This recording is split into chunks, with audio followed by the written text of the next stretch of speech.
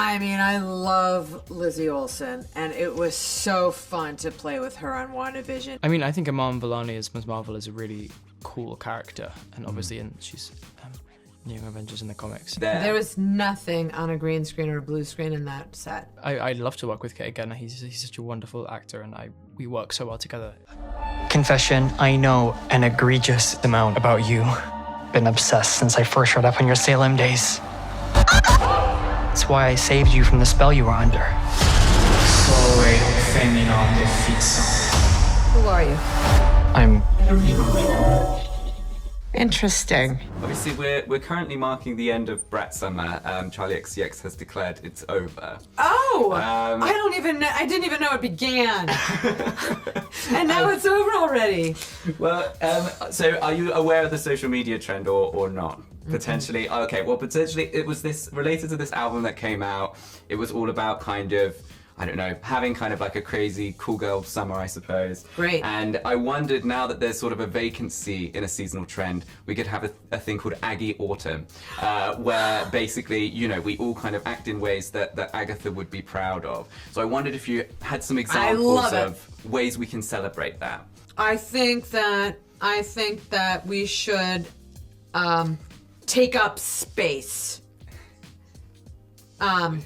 Dress exactly how we want. Mm-hmm. We should treat every feeling as good, no matter what it is. Mm-hmm. No bad feelings. I was gonna say the good qualities about her. I think that we should not only ask for what we want, but demand it if it's not given to us. Mm-hmm. I think so. Mm-hmm. It's about power. I love that. Keeping, maintaining, and trying to gain it. Which is, you know, what life is all about, I suppose. What life is all about. Well, so... It's the season of the witch. Yes. You could say that instead of Augie Autumn.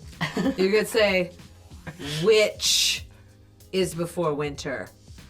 That's true. I was trying to think of some kind of version for US people, because obviously autumn is like not so much of it's more fall, right, over in Yes. America. So I couldn't really think of an alliterative term there. Fall into the witch. That's not alliterative at all. Embracing the darkness, you know, like really not being polite to someone because you have to, just tell them how it is. Mm-hmm. You know, and you know, getting all your crystals, doing your witch stuff, and watching Agatha All Along is, I feel like, quite an integral part of that. Absolutely, Yeah. absolutely. I was also thinking maybe some kind of exorcism or, Yeah. you know, It's at good least to a have- big Halloween party. You could have a few exorcisms, you know. We don't know for sure who you're playing in the show, of course. And I'm not going to push you on that because what's the point? I know you can't say anything. But obviously, you'll be aware that fans have kind of fan cast yourself and Kit Connor as Wiccan and Hulkling at various points. And I know that your characters in Heartstopper kind of are related to that too. But I kind of wondered how you feel about that, because although you and Kit are obviously really good friends from being on that show, obviously I would imagine kind of you do also want to have like separate careers and go off and do different things. So like, I guess my question is like, I don't know, are you open to the prospect of like, you know, co-starring with Kit in another thing, maybe for Marvel or something else, or would you kind of be looking to sort of make new creative partnerships, new screen partnerships? Yeah, I mean, I'd love to work with Kit again. He's such a wonderful actor, and we work so well together. If the right thing was to come up in the future for us to work together, I would love to. Yeah. Well, let's talk about the show. Okay, fine. Why not, as we're here? All right. So obviously, WandaVision was very much spoken about as a show about grief. And I wondered with Agatha All Along if there is a particular theme or themes that you and Jack kind of identified as core to the show.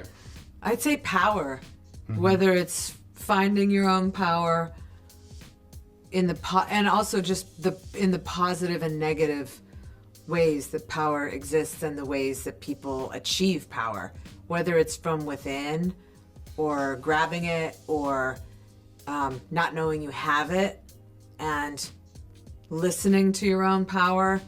So I think that's a major theme. And the MCU has expanded an awful lot since 2021. Before, the projects were very closely connected, very densely connected, and now, a lot of them are much more kind of standalone. And so I kind of wondered where Agatha All Along falls on that spectrum. Would you say that fans should expect kind of ramifications for the wider universe, or is it more of a self-contained kind of character-driven story? I think one should always expect that it's tied to the larger MCU plan. Mm-hmm. That there are Easter eggs in it that will probably be satisfied later. That it's closely connected to WandaVision.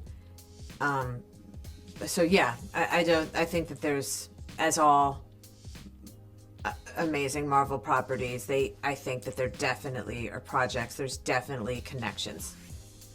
Might not be as loud, but it's steeped into it. All of us can relate to music being magical, right? We've all had songs that we've felt moved by or spoken to before, and Agatha kind of interprets that in a sort of literal sense. Yes. It would be, I don't think it's too spoilery to say. I wondered kind of, what was your sort of reaction to that creative decision? Is it something that you were sort of consulted on a lot beforehand? It's just, interesting to hear about it. Well, Jack is so incredible and so collaborative, as is our amazing producer, Mary Livanos. And so when we were very early talking about the show, they were like, what elements of Agatha from WandaVision would you love to maintain? Like, what's important? And I remember saying, like, her sense of humor, and also her shape-shifting, and also, like, the performer quality of her, and also the music element, because I think that goes along with her scale and her performance. And this is used very differently than in WandaVision, the music, but it's still very essential to the story. And it's great as well because it makes the show really stand out. Like, I feel like, I've seen a lot of kind of horror movies and things, and normally when you're dealing with sort of the supernatural and magic spells and things, there'll be some kind of Latin or faux Latin, or like some kind of like some chanting or something like that. And this is obviously just so different and so distinct. But I wondered, like, were you sort of relieved that you didn't have to, kind of learn some crazy tongue twisters or something to do that? We definitely have some Latin. Okay. But it's only when necessary for the particular spell, for the particular need. I'm not showing it off like in WandaVision, which I love doing. So yeah, they're old school witches. They're like learned witches. This is centuries old magic that they know. Yeah, for sure. Latin, meanwhile, was my language in high school that I chose.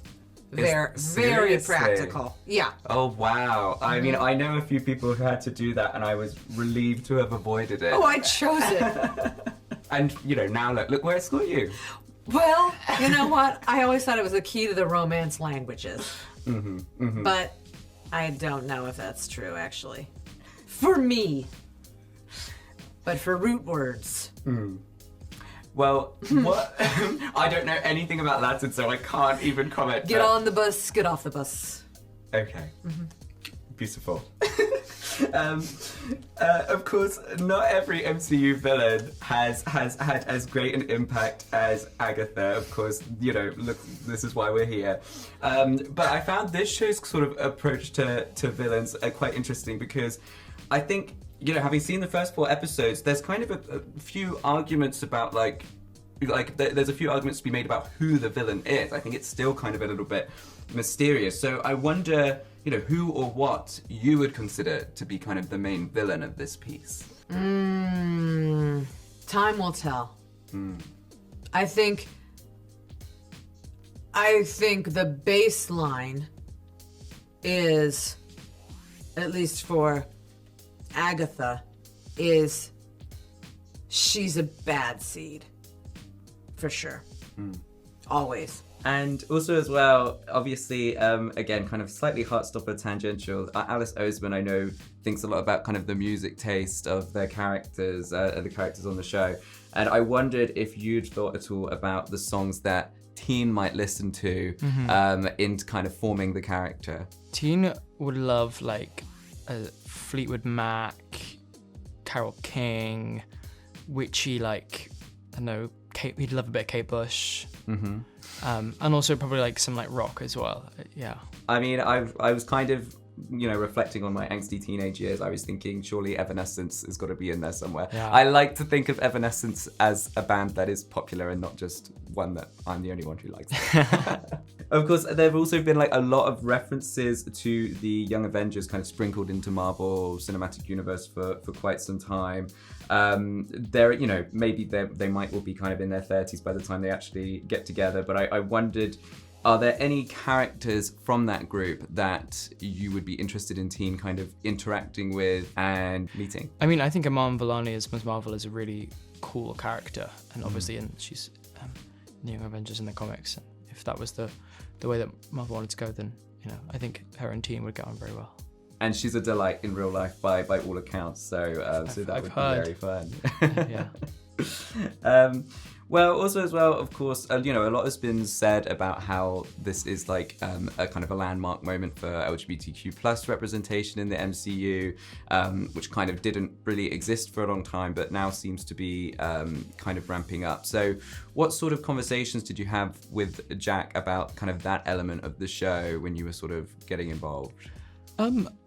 Not as like, I think it's a way bigger deal to everyone else than it was to us, which is a great thing. I think, it was just really a part of Teen as a character, and it wasn't an integral part of his personality, just is part of him, and it's celebrated in the show, but it's really not the main facet of his personality, which I'm really proud of that as well. I think that it's almost like the next level of representation. And Jack has we've talked a lot about whether that was the right thing to do or other things, and I really am proud of the portrayal of Teen's queerness in the show. Well, I'm very proud of this show and of the normalizing of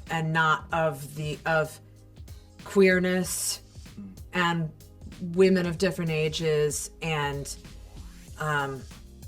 different races, and it's very diverse. I'm very proud of that. And that it is a woman in queer-led show feels very appropriate. Like, that's what's happening. And also, I know that there are always going to be people who are stuck. And my wish for them is that the more they see of these shows, that they're still that they are as rad and exciting and fierce as shows that they think that's the only kind that can be that, will start to loosen, that kind of thinking. So also, of course, Wanda does kind of cast a shadow over the show in the sense that, it picks up after her fate in Multiverse of Madness, and her actions are referenced multiple times. I wondered if you'd spoken to Elizabeth Olsen at all recently, about working on this show, and how sort of eager you would be to sort of getting Agatha and Wanda back in a scene together.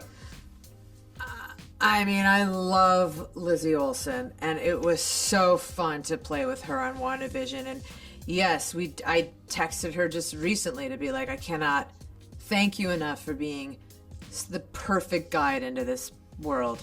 I mean, I learned so much from her. She was like the grace that she has, and her work ethic and commitment. Like, she's a very special person and performer. So I'm forever grateful that I was able to have my first experience alongside her. She's such an incredible actor, and she's so generous. So, yeah, I mean, I have touched... We stay in touch, yeah. Well, I just wanted to wrap up by asking, because, I'm very conscious doing these junkets. You speak to so many journalists, and I know you'll get several questions kind of repeated and things. And I'm always trying to, think of something different to say, but, You're it's doing difficult. great. Well, I wanted to ask, if there's one aspect or element of this show, either the show itself or the experience making it, that you feel you don't get asked about very much, but you'd like to kind of draw attention to it, what would that be? That's such a good question.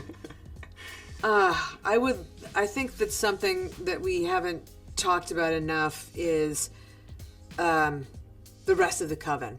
Like I haven't been able to talk about those insanely talented performers. So I'll just start with Patti LuPone, who is an icon and a goddess, and turns out being an incredible ensemble player, and so funny and so generous.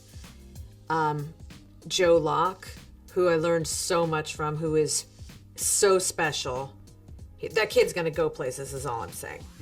And Aubrey, who I had not really, we were in Parks and Rec, but never had any scenes together, ended up being, this was so fun and unexpected that this would be our first real gig together, and I loved our scenes. And then Sashir Zamata is a silent assassin. She rarely, when she didn't speak a lot, but when she did, it was the most funny and hilarious line.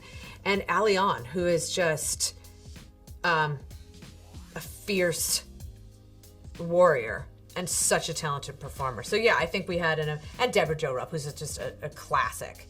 She's just she can't open her mouth without everybody laughing at any moment. So yeah, I just felt like I was surrounded by murderer's row of humans.